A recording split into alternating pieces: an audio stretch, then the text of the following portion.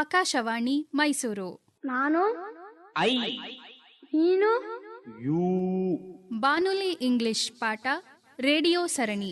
ಬಿಸಿಲೇ ಇರಲಿ, sunlight let come, ಮಳೆಯೇ ಬರಲಿ, ರೈನ್ ಲೆಟ್ ಇಟ್ ಕಮ್, ಕಾಡಲ್ಲಿ ಮೇಡಲ್ಲಿ ಅಲೆಲೆ, forest mountain I go roaming.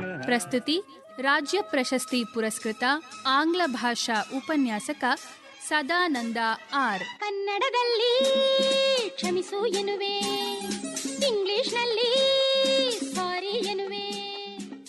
ಪ್ರಿಯ ಕೇಳುಗರೆ, ಬಾನುಲಿ ಇಂಗ್ಲಿಷ್ ಪಾಠ ತರಗತಿಗೆ ಸ್ವಾಗತ. ಡಿಯರ್ ಲಿಸ್ನರ್ಸ್, ವೆಲ್ಕಮ್ ಟು ಬಾನುಲಿ ಇಂಗ್ಲಿಷ್ ಪಾಠ. ಇದು ಬಾನುಲಿ ಇಂಗ್ಲಿಷ್ ಪಾಠ ಸರಣಿಯ 5ನೇ ತರಗತಿ.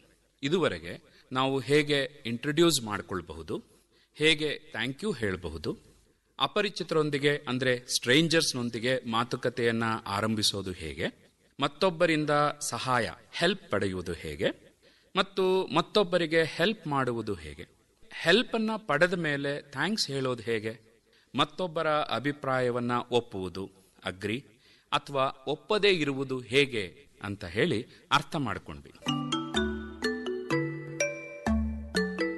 ಇವತ್ತಿನ ತರಗತಿಯಲ್ಲಿ ನಮಗೆ ಇಷ್ಟ ಆಗಿದ್ದನ್ನ ಇಷ್ಟ ಆಯ್ತು ಅಂತ ಹೇಳೋದು ಹೇಗೆ ಅಂತ ನಾನು ಕೆಲವು ಉದಾಹರಣೆಗಳನ್ನ ನಿಮ್ಮ ಗಮನಕ್ಕೆ ತರ್ತೇನೆ. ನಿಧಾನವಾಗಿ ಆಲಿಸ್ತಾ ಹೋಗಿ. How is the tea my friend? Wonderful. You are a good tea maker. Thank you. ಇನ್ನೊಂದು ಸಂಭಾಷಣೆ. How do I look in this shirt? Amazing. In shirt or out shirt? I think out shirt looks really good. Is it so? Thank you very much. ಮತ್ತೊಂದು ಸಂಭಾಷಣೆ. How is my hairstyle? Wow, you look really nice. Is it? Thanks a lot. ಇನ್ನೊಂದು ಸಂಭಾಷಣೆ. Oh, you look beautiful in that saree. Thank you. How is the necklace? Necklace?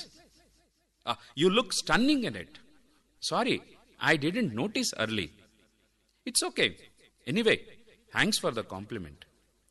ಕೇಳುಗರೆ, wonderful, amazing, wow, nice, beautiful, stunning, smart, gorgeous ಅಥವಾ ಬಹಳ ಸರಳವಾಗಿ I like, love, it's fantastic, really cute ಈ ಮೊದಲಾದ ಪದಗಳನ್ನು ಇಷ್ಟವಾಯಿತು ಅಂತ ಹೇಳಲಿಕ್ಕೆ ಇಂಗ್ಲಿಷ್ನಲ್ಲಿ ನಾವು ಬಳಸಬಹುದು.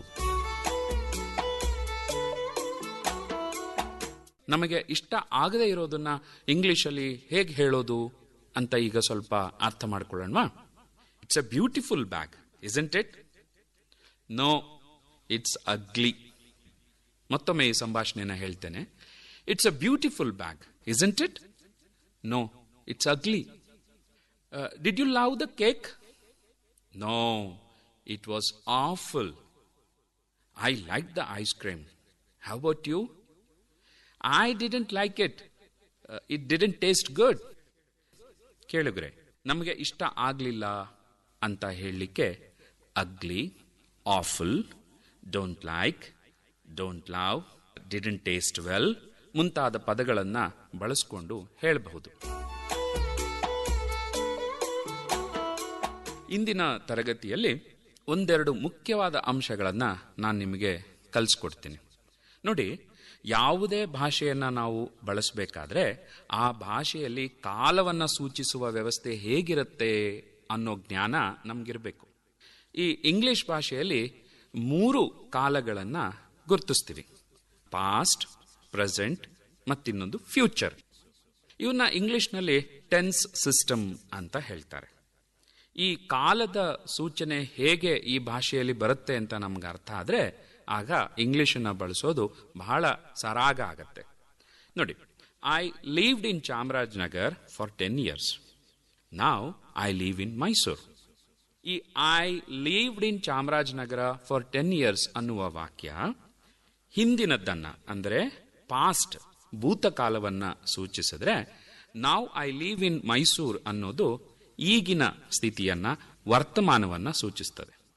ಹಾಗೆ ಕೇಳುಗರೆ, ಈ ವಾಕ್ಯಗಳಲ್ಲಿ ನೀವು 2 ಅಂಶಗಳನ್ನು ಗಮನಿಸಬೇಕು. ಇದನ್ನ ಕನ್ನಡದಲ್ಲಿ ಕರ್ತೃಪದ, ಸಬ್ಜೆಕ್ಟ್ ಅಂತ ಹೇಳ್ತೀವಿ. ಇನ್ನೊಂದು ಕ್ರಿಯಾಪದ.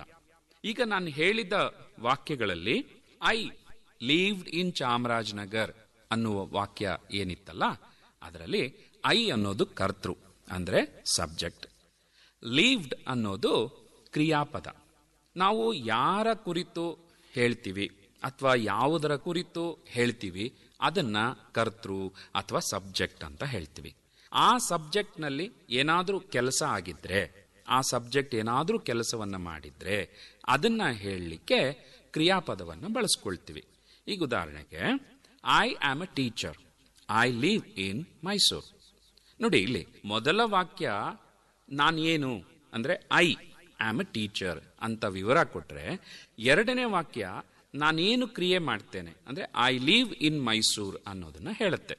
ಈ ಸಬ್ಜೆಕ್ಟ್ ಅನ್ನೋದನ್ನ ನಾವು 3 ಗುಂಪಾಗಿ ವಿಂಗಡಿಸ್ಕೊಳ್ಬೋದು. ಒಂದು ಮಾತಾಡೋರು, ಈ ಮಾತಾಡ್ತಿರೋರ ಮಾತನ್ನ ಕೇಳೋರು, ಮತ್ತೆ ಇವರಿಬ್ರು ಸೇರಿ ಇನ್ನೊಬ್ಬರ ಬಗ್ಗೆ ಮಾತಾಡೋದು. ನಾವು ಮಾತಾಡ್ತಾ ಇರಬೇಕಾದ್ರೆ ಐ ಮತ್ತೆ ವಿ, ಐ ಅಂದ್ರೆ ನಾನು, ವಿ ಅಂದ್ರೆ ನಾವು. ನಮ್ಮನ್ನ ಕೇಳ್ತಾ ಇರೋರಿಗೆ ಯು ಅನ್ನೋ ಪದನ ಬಳಸ್ತೀವಿ. ಯು ಅಂದ್ರೆ ನೀನೂ ಕೂಡ ಆಗತ್ತೆ, ನೀವು ಕೂಡ ಆಗತ್ತೆ. ಹೀಗೆ ಐ ಮತ್ತೆ ಯು, ನಾನು ಮತ್ತೆ ನೀವು ಸೇರಿ ಇನ್ನೊಬ್ಬರ ಬಗ್ಗೆ ಮಾತಾಡಬೇಕಾದ್ರೆ ಇಂಗ್ಲಿಷ್ನಲ್ಲಿ ಹಿ, ಶಿ, ಇಟ್, ಅವನು, ಅವಳು, ಅದು ಅಥವಾ ಇದು, ಮತ್ತೆ ಅವರು ಅನ್ನೋ ಪದಗಳನ್ನ ಅಂದ್ರೆ ದೇ ಅನ್ನೋ ಪದವನ್ನ ಬಳಸ್ತೀವಿ. ಯಾರ್ದಾದ್ರೂ ಹೆಸರನ್ನ ಹೇಳೋದಾದ್ರೆ ಅದು ನೌನ್ ಅಂತ ಆಗತ್ತೆ. ನೋಡಿ, I am a teacher, we are students, you are a teacher, she is a teacher, he is my student, it is my phone, they are my friends, Mr. Raghu is my friend, Ms. Rani is my friend, Ms. Rani and Mr. Raghu are my friends. ಈಗ ನಿಮಗೆ ಒಂದು ಅಂದಾಜು ಬರ್ತಾ ಇದೆ ಅಲ್ವಾ? I ಜೊತೆಗೆ am ಅನ್ನುವ ಪದ ಬಳಕೆ ಆಗುತ್ತೆ. ವಿ, ಯು, ದೇ ಜೊತೆಗೆ ಆರ್ ಬಳಕೆ ಆಗತ್ತೆ. ಹಾಗೆ ಹಿ, ಶಿ, ಇಟ್ ಬಂದ್ರೆ ಈಸ್ ಬಳಕೆ ಆಗತ್ತೆ.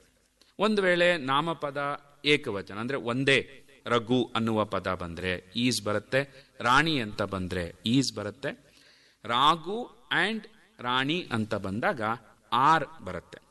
ಒಂದು ವೇಳೆ ಇದನ್ನೇ ನಾವು ಭೂತಕಾಲದಲ್ಲಿ ಅಂದ್ರೆ ಹಿಂದೆ ಹೀಗಿತ್ತು ಅಂತ ಹೇಳೋದಾದ್ರೆ ಹೇಗೆ ಹೇಳಬೇಕು? I was a student, we were students, you were a student, she was a student, he was a student, it was my cycle, they were my classmates, Mr. Raghu was my friend, Ms. Rani was my friend, Mr. Raghu and Ms. Rani were my friends. ಗಮನಿಸಿದ್ರ? ವರ್ತಮಾನದಲ್ಲಿ am ಮತ್ತೆ is ಬಳಸಿದ ಜಾಗದಲ್ಲಿ ಭೂತಕಾಲದಲ್ಲಿ ಹೇಳಬೇಕಾದ್ರೆ was ಬಳಸ್ತೇವೆ, R ಬಳಸಿದ ಜಾಗದಲ್ಲಿ var ಬಳಸ್ತೇವೆ. ಕೇಳುಗರೆ, ನೆನ್ಪಿಟ್ಕೊಳ್ಳಿ, English is different, it is not difficult.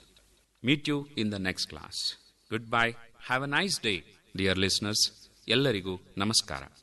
ಬಿಸಿಲೇ ಇರಲಿ, ಮಳೆಯೇ ಬರಲಿ, ಕಾಡಲ್ಲಿ ಮೇಡಲ್ಲಿ ಅಲೆಲೆ.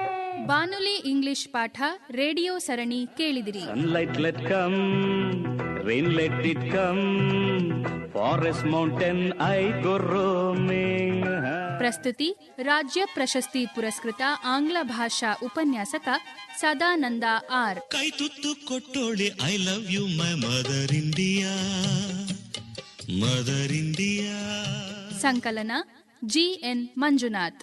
ನಿರ್ಮಾಣ Abdul Rashid. Money money I will collecting, daily daily counting, 10 rupees after joining Ramayan book purchasing. ಈ ಕಾರ್ಯಕ್ರಮ ಆಕಾಶವಾಣಿ ಮೈಸೂರು ಕೇಂದ್ರದಿಂದ ಮೂಡಿಬಂತು.